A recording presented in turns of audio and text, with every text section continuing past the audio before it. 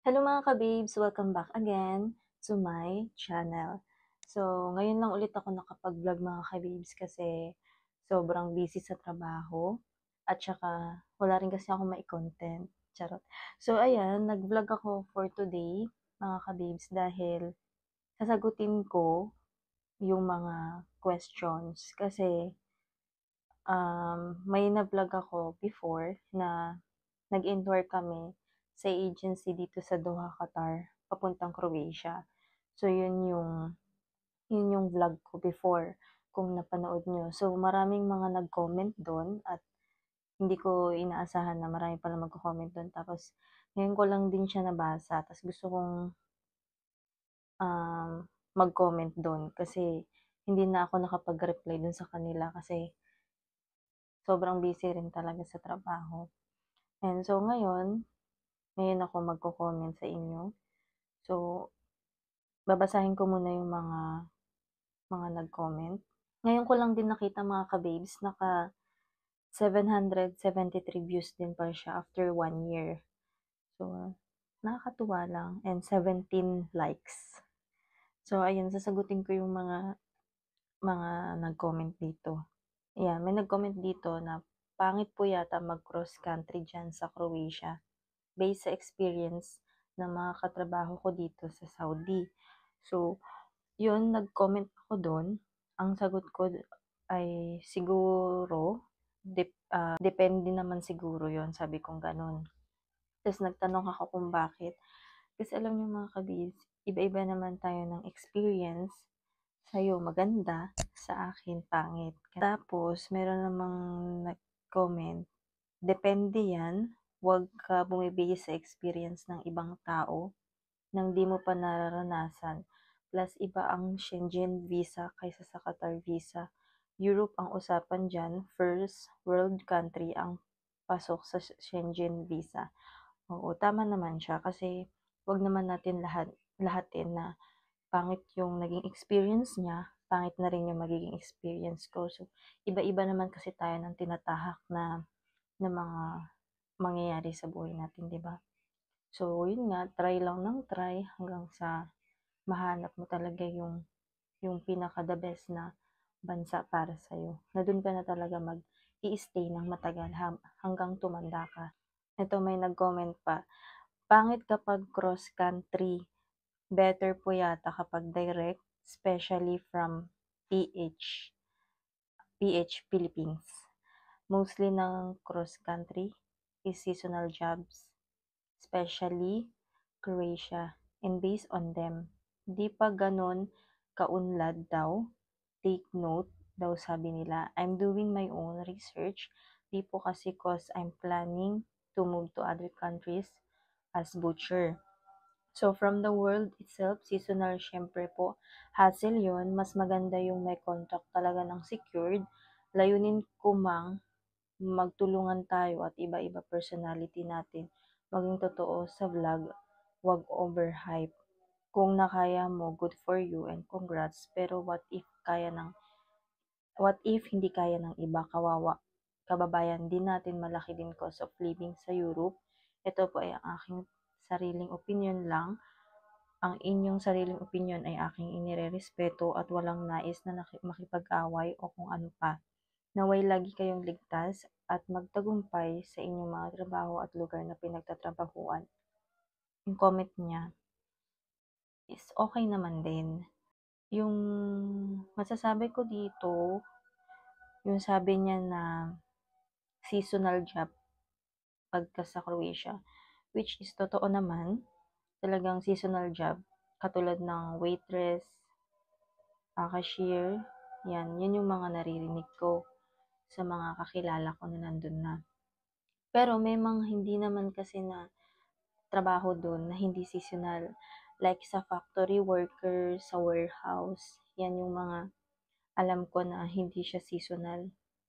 Kahit ako naman din na nandito sa Qatar, mas gugustuhin ko talaga na hindi talaga seasonal job kasi mahirap kasi kapag seasonal job, 'di ba, mga ka-babes, na after 6 months ng contract mo, lilipat ka na naman sa ibang trabaho.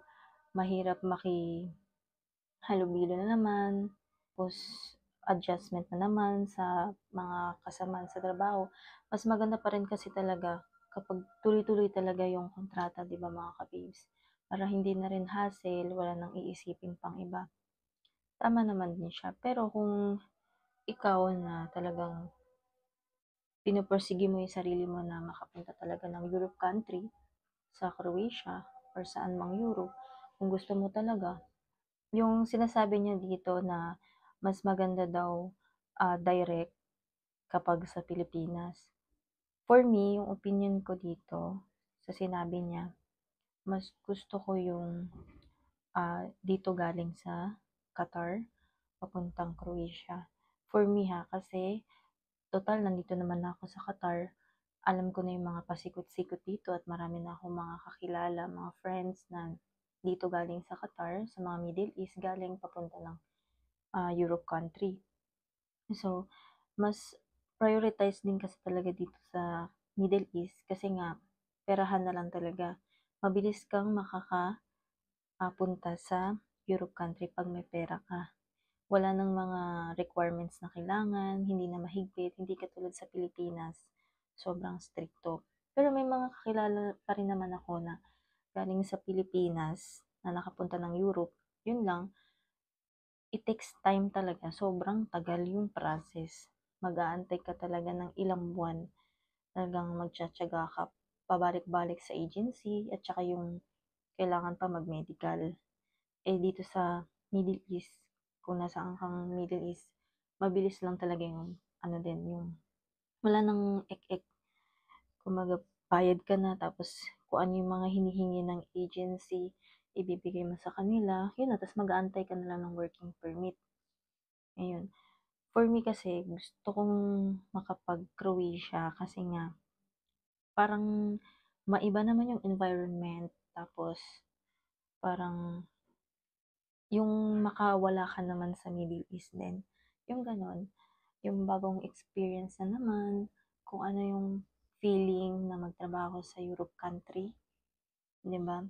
Kasi parang dun, yun nga nakikita ko sa mga social media na mas ano sila dun, yung nagagawa nila lahat ng gusto nila. Hindi katulad dito sa Middle East, talagang yung mahigpit, ganun. So, alam niyo yun. So, yun may nag-comment. Mostly seasonal, syempre, bakit ka pipirma? Or kung 6 months lang binigay, pwede ka naman doon ka na mag-apply. Kasi kung may visa ka na doon, pwede ka na sa kahit saan Euro na bansa. Kung ang pananaw mo ay di maganda para sa'yo, yung bansa na yon, hayaan mo na lang siya, pero kahit saan mo tingnan maganda at maraming oportunidad sa Europe kaysa sa Middle East. Kadalasan din ang 6 months contract ay mostly seaside. Dahil tourist spot, try mo kumuha sa main city ng work. So, yun. So, yung comment ko dito na tama naman din siya, bakit ka pipirma sa kontrata kung 6 months lang yung kontrata mo sa Croatia. Siyempre, as staff or nagtrabaho ka, papunta doon na kailangan, isure mo muna yung pipirmahan mo kung 6 months, seasonal job lang, or 1+1 contract. Nasa sayo pa rin ang desisyon kung saan ka. Tama naman siya sa sinabi niya na maraming opportunity doon sa Croatia, Europe, kaysa sa Middle East. Pero, hindi pa rin ako sure dyan kasi hindi ko pa naman na-experience. Kung nandun na ako, yun, dun ko ma-share sa inyo. And yun na nga, pag-usapan natin yung trabaho doon. Actually, mga kabids, kaya vlog ko to, kasi meron akong nakitang agency dito sa Qatar. Baka alam nyo yun. Ang name niya is Alba Elite Company dito sa Qatar. Bago lang sila, and gusto ko sana na ah, baka alam nyo yung agency na yun. Sana matulungan nyo ako kung legit ba siya or hindi. So, papakita ko sa inyo yung yung mga sinasabi doon, yung mga offer na sinabi sa akin.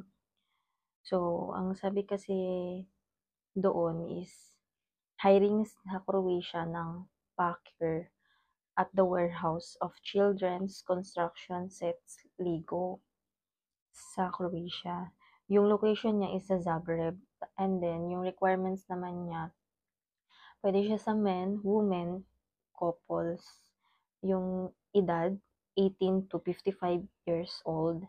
Tapos yung mga responsibilities niya is scanning goods, packing goods, collecting online orders, quality control of goods, maintaining the smooth operation of the warehouse. Yung salary niya mga kabibs is 8.50 euro per hour. Then there are bonuses and premiums, corporate events for employees, and then additional uh, free lunch, work uniform provided, additional hours are paid at double the rate. Yung accommodation naman niya mga kababes is hostel, malapit sa warehouse. Ayun nga mga kababes, yung hostel nila malapit lang dun sa warehouse, only for employees, with comfortable conditions. So, pag sinabi mo hostel, maganda talaga yung, ano niya, yung bahay, yung accommodation. And then, rooms for 2 to 4 person. Tapos, rooms for couples. So, pag couple kayo, kahit hindi daw kasal, pwede. Everything necessary for comfortable living is present. Yung schedule time niya is Monday to Friday, 8 hours working per day. Working Saturdays are possible only. So, yun yung sinend sa akin mismo ng agency mga kababes, and sana matulungan niyo ako kung legit ba yun or what, kasi mahirap kasi talaga magbitaw ng pera, di ba mga kababes? Ang sinabi kasi sa akin dito yung placement fee, placement fee ba or processing fee? Basta yung babayaran ko sa kanila dun sa agency dito sa Qatar is 12,000 Qatar riyals. Pero sinabi sa akin dun ng agent, kabayan din, sabi niya sa akin na may posibilidad na bababa pa yung babayaran. Kaya mag-antay-antay lang daw or i-message daw nila kami. So, yun. Ito talaga, nung nalaman ko tong offer na to mismo sa manager ko. Kasi yung manager ko, siya mismo yung pumunta doon. Nagpunta talaga siya doon direct. Pinuntahan niya yung office. Yung location lang nung office na yun, dito lang sa may Bin Mahmud. So, likod lang siya ng Lulo, kung alam niyo yun. So, yun. At marami pa kasi akong mga alam na mga agency na papuntang Croatia na legit naman. Like Worldwide, JBC, Humble Hunter. Pero, kasi yung mga offer dun, hindi ko masyadong gusto dahil nga 6 years contract, I mean 6 months contract lang, din lilipat na naman sa ibang company, seasonal job siya. Hindi ko dito kasi pag sa warehouse or factory workers, di ba? Talagang mahaba yung mga years ng kontrata mo. So yun, kaya yun pinag-iisipan ko talagang mabuti yung offer sa akin.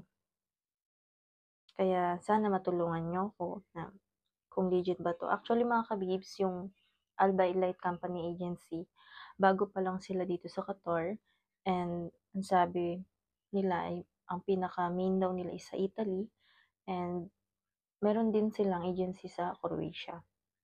Kaya talaga yung ma-advise ko talaga yung mga nandito pa lang sa Middle East na nagtatrabaho. Katulad ko, nandito ako sa Qatar. Kailangan talagang bago ka pumunta doon, pag-isipan mo mabuti kasi hindi basta-basta yung maglilipat ka na naman ng ibang bansa, 'di ba? Lalo na malaking pera yung binitawan mo. And may mga naka-chat din ako ng mga ah, TikTokers na nasa Croatia, na galing sa Qatar na, tapos sa ibang ano din, galing din sila sa Saudi, sa Dubai, na na-scam siya, tapos 7,000 Saudi yung naano niya, na bitaw niya, tapos na-scam. So, yun ang advice niya sa'kin na talagang i-confirm ko muna kung legit yung agency at kung marami na rin ba silang napapaalis na mga kabayan katulad natin. So, yun. Kaya search muna bago magbitaw daw ng pera. So, yun. And may nag-comment dito, ask ko lang po ba, 'pag nag-cross country Qatar to Croatia, hindi po ba talaga naka-contact agad sa pamilya? Magwa-one month na po kasi. Yung reply ko dito sa kanya, sabi ko na, imposible naman kung 1 month na hindi pa rin nagko-contact sa pamilya, 'di ba? Kasi sa accommodation may mga wifi naman, 'di ba? Free wifi. So, imposible naman kung hindi siya magko-contact sa pamilya na sa Pilipinas, lalo na nag-aano sila, nag-aabang sila ng mga balita, 'di ba? And then meron din dito nag-reply ay nag-comment na, "Ma'am, familiar ba sa Briefly Agency?" Kung familiar daw ba ako sa agency. Yes po, familiar po ako dun kasi yung ka-workmate ko dati, doon po yung agency niya. So, yan, legit naman yan sila. Kasi naririnig ko yan. Marami talaga dito na mga agency sa Qatar. Yun lang, talagang mag-ingat pa rin at mag-search. Ayan, meron pa nag-comment, "Ma'am, why po hindi niyo tinry mag-cross country ng Canada? Hindi ka na po ba mag-e-extend ng work sa Doha?" So, yung sagot ko dito is, hindi ko kasi feel yung sa Canada. Wala naman akong gustong bansa na marating. Hindi ko lang alam bakit mas gusto ko sa Europe. Siguro dahil trending siya and parang ang daming opportunity and malaki kasi yung palitan. And ang kinagandahan kasi dun mga kabibs, gusto ko talaga makapag-travel habang bata pa. Makapag-travel around Europe. Kasi pagka matanda na tayo, hindi na natin matatry yung mga ganyan. Diba? At saka, habang bata pa, wala pang mga responsibilidad na pag-aaralin sa Pinas, diba? Yung mga ganun. So, enjoy muna yung mga pagiging single, travel lang ng travel, 'di ba? Kasi marami pang mga opportunity na darating. Basta, kasi darating din naman 'yan ng panahon na magkakaroon ka ng pamilya. At hindi mo na maisip yung sarili mo. Iisipin mo na lang yung mga anak mo. Ganon. So, yun. Yung hindi ka na mag-extend sa work, actually mga kabibs, 2 years lang yung contract ko sa una kong company dito sa Qatar, which is sa Papa John's. And then, after ng 2 years contract ko sa kanila, um, pinayagan naman ako na lumipat ng ibang company. Kaya, ang pagkalooban ni Lord na nakahanap naman ako ng ibang company dito. And yung salary ko naman, okay naman siya dito sa akin. Pero syempre, may mga bagay-bagay talaga na kailangan natin na lumayo sa comfort zone. Kumbaga, napapaisip ka na lang din na hanggang dito na lang ba ako, ganon. So, dapat kailangan natin mag-risk kahit na hindi natin sure kung ano mangyayari sa atin sa ibang bansa. Basta, go lang ng go, lakasan ang loob. May nag-comment dito na try ka mag-apply sa Asia Euro. Alam ko din po yung Asia Euro. Actually, yung kaibigan ko, yun din yung agency niya. Kaso mahal din yung placement fee dito. Tapos, inano niya din yung address, binigay niya sa akin. Ayan. Yun, nakakatuwa lang mga kabibis kasi ang dami palang mga nag-comment, nag-like, at saka nanood sa vlog ko after 1 year ago. Kaya, napag-desisyonan ko na mag-vlog ngayon kasi may bago na rin kasi akong mic. Ayan mga kabibis. So, kaya nai-enjoy ko mag-vlog ngayon. And salamat sa mga nanonood at sa patuloy na nanonood sa mga vlog ko. I hope na marami rin kayo natutunan, charot. So, ayun mga kabibs, kung may nalalaman pa kayong ibang offer na maganda papuntang Croatia, sana mag-comment down below kayo at ano yung mga magaganda pang agency dito sa Qatar. So, ayun na mga kabibs. Thank you for watching. Bye!